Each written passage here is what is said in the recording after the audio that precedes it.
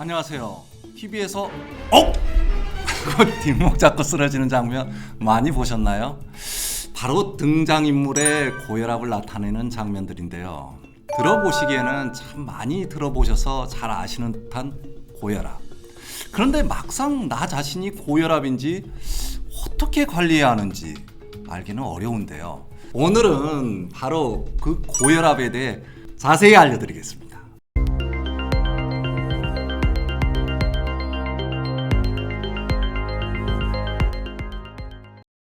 안녕하세요. 건물주 TV의 건강쌤입니다. 날씨가 많이 서늘해졌습니다. 추워져서 움츠러들기 쉬운 계절인데요. 이런 때일수록 건강관리에 더 힘을 쏟으셔야겠습니다. 오늘 알려드릴 건강지식은 바로 고혈압입니다. 여러 건강 채널에서 고혈압에 대해 참 많이 들어보셨을 텐데요. 우리나라 성인 인구 중 과연 몇 명이 고혈압인지 아시나요? 우리나라 성인 인구 중 1,100만 명 이상이 고혈압을 가진 것으로 추정됩니다. 우리나라 전체 인구로 비교해 보면 무려 25%가 고혈압인데요. 그 중에서도 고혈압과 유관된 병을 앓고 있는 인구는 30% 정도인데요. 나이가 들어감에 따라 고혈압으로 인한 유관 질병을 얻을 확률은 2배 이상으로 크게 증가하는데요. 나이가 들면 혈관의 벽이 두꺼워지고 굳어져 혈관 관련 질병을 얻을 확률이 높아지기 때문입니다. 평균적으로 고혈압으로 인한 질병은 남성에게서 더 많이 나타나는데요. 그렇다면 고혈압일 때 나타나는 증상은 어떤 것들이 있을까요? 또 우리가 알고 있는 고혈압의 증상이 과연 제대로 알고 있는 것일까요? 함께 살펴보시죠. 우리가 일반적으로 알고 있는 것과는 달리 혈압 상승과 관련된 특이한 전조 증상은 없습니다. 때문에 신체 검사나 진찰 중에 우연히 발견되는 경우가 많은데요. 그래서 의사들은 고혈압을 침묵의 살인자 혹은 소리 없는 죽음의 악마라고 부르기도 합니다. 따라서 주기적으로 혈압을 체크하지 않는다면 초기 고혈압 진단을 놓칠 수도 있습니다. 초기 고혈압 진단을 놓치게 된다면 심내혈관 증상을 호소하게 되는데 그때는 미처 손쓸 수 없는 경우가 생기기도 하는 만큼 정말 무서운 질환입니다. 혈압 문제로 두통이 생길 수 있다고 알고 계신 분 많으실 텐데요. 내가 가지고 있는 고혈압 때문에 두통이 발생하나 보다 생각하시는 것과 달리 실제로는 중증 고혈압의 경우가 아닌 이상 두통과 혈압 상승은 큰 연관이 없다고 하는데요. 오히려 대부분의 경우 혈압 때문에 두통이 생기기보다는 두통 때문에 혈압이 올라간다고 합니다. 즉, 혈압을 낮춰서 두통을 낫게 하는 건 아니라는 건데요. 만일 중증 고혈압으로 인한 두통이라면 대개 뒤통수 부위에 통증이 있다고 하고 잠에서 깬 일은 아침에 발생하고 몇 시간 후 저절로 사라진다고 합니다. 고혈압이 생기는 이유는 여러 가지인데요. 실제로 조사에 따르면 고혈압이 있는 사람의 90% 이상은 원인을 알 수 없는 경우가 대부분입니다. 나머지 5에서 10%는 원인이 명확한 2차성 고혈압에 해당하는데요. 일반적으로 고혈압의 원인이 되는 것은 다음과 같은데요. 심혈관 질환의 유전, 흡연, 고지혈증, 당뇨병, 60세 이후 노년층, 성별, 식사성 요인, 약물 요인. 이 중에는 유전적인 요인 즉 가족력이 가장 흔하게 보여집니다. 여러분은 이 중에 몇 개나 그 요인에 해당하시나요? 하나도 해당하지 않고 건강하시다면 참 좋겠습니다. 만일 몇몇 요인에 해당하신다면 미리미리 고혈압을 관리하시는 게 좋습니다. 그렇다면 고혈압을 예방하는 방법에는 무엇이 있을까요? 원인이 다양한 만큼 다양한 방법이 있는데요. 실천하기 쉬운 것들 위주로 소개해드리겠습니다. 첫째, 주기적인 혈압 체크. 가장 중요한 것은 주기적으로 혈압을 체크하는 것인데요. 혈압은 수시로 변하기 때문에 한 번 혈압을 체크해보고 혈압이 올랐다고 너무 놀라시거나 걱정하지 않으셔도 됩니다.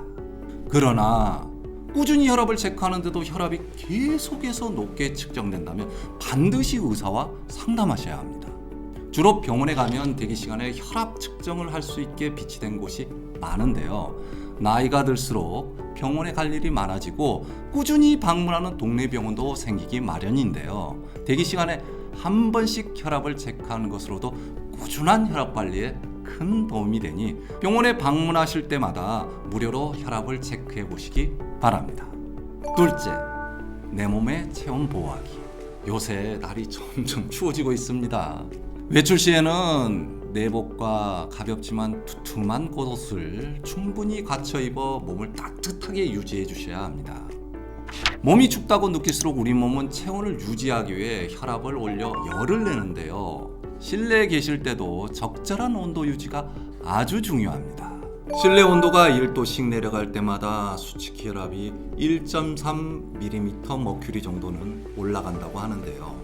보건복지부와 질병관리청에서는 겨울철 실내 적정 온도를 18에서 20도로 지정하고 있습니다. 그러나 이것은 건강한 사람의 이야기이고 취약한 주거 환경에 계시거나 여러 질환을 가지고 계신 분, 홀로 사는 독거 노인분들의 경우는 26도에서 28도 정도가 적당한 온도인데요. 실제로 겨울철에 실내 26도에서 28도도 아주 따뜻한 정도는 아닐 때도 많은데요. 참고로 국가 차원에서 권장하는 겨울철 실내 적정 온도가 18도 정도로 낮은 이유는 실내가 너무 따뜻하면 바깥의 추운 날씨에 우리 몸이 꾸준히 적응할 수 있는 적응력이 떨어지는 것에 대한 우려도 있고 국가 전체의 난방비가 너무 올라가기 때문에 난방비 절약을 유도하기 위한 것도 있다고 합니다. 그러니 독거 노인분들이나 기저질환이 있으신 분, 나이가 있으신 분, 집이 노후하신 분들은 꼭 실내 온도도 높이고 따뜻한 양말이나 가벼운 조끼 등으로 기본적인 체온을 유지하시기 바랍니다. 셋째, 체중 조절 및 운동. 고혈압이면서 몸무게가 많이 나가시는 분들은 체중 감량을 해보시는 것도 큰 도움이 됩니다. 체중을 5kg 정도 감량하면 혈압 10mm 머큐리를 낮출 수 있고 고혈압 약제에 대한 효과도 올라간다는 연구 결과가 있는데요. 특히 활동이 적은 겨울철에는 오히려 체중이 늘어나기 쉬우므로 주의하셔야 합니다. 체온 조절 겸 체중 조절을 위해 운동을 시작해 보세요. 일주일에 3에서 4일 30분 이상의 운동은 움츠려진 몸도 펴주고 체중 조절과 혈압 상승을 낮춰줄 수 있습니다.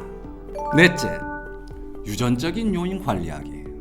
부모님 모두가 고혈압인 경우는 무려 80%, 부모님 중 한 분만 고혈압인 경우에도 40에서 50% 정도로 자녀에게 고혈압이 유전될 수 있습니다. 일반적으로는 30대나 40대 이후에 혈압이 올라가기 시작하지만 날씨가 추워지면 혈압이 올라가는 겨울철에는 젊은 사람들도 처음 고혈압을 발견하는 경우가 많습니다. 고혈압은 내 의지와 상관없이 유전적 요인이 아주 강한 질환입니다. 가족력이 있는 경우에는 특히 정기적인 검사를 통해 꾸준히 관리해 주셔야 합니다. 오늘은 침묵의 살인자라고 불리는 무서운 질환, 고혈압에 대해 알아봤는데요. 성인 4명 중 1명이 겪고 있는 흔한 고혈압. 나도 모르게 높아진 혈압은 언젠가 무서운 대가를 치르게 될 수 있습니다. 그러나 미리 예방하고 관리하면 크게 무서운 질병은 아니니 걱정하지 않으셔도 되는데요. 점점 추워지는 날씨에 나의 생활 습관에는 어떤 요인이 있는지 점검해보고 주기적으로 관리하시는 것을 추천드립니다. 그럼 다음 시간에도 여러분의 건강한 삶의 해결책이 될 수 있도록 건강한 소식으로 찾아뵙겠습니다. 지금까지 건물주TV였습니다.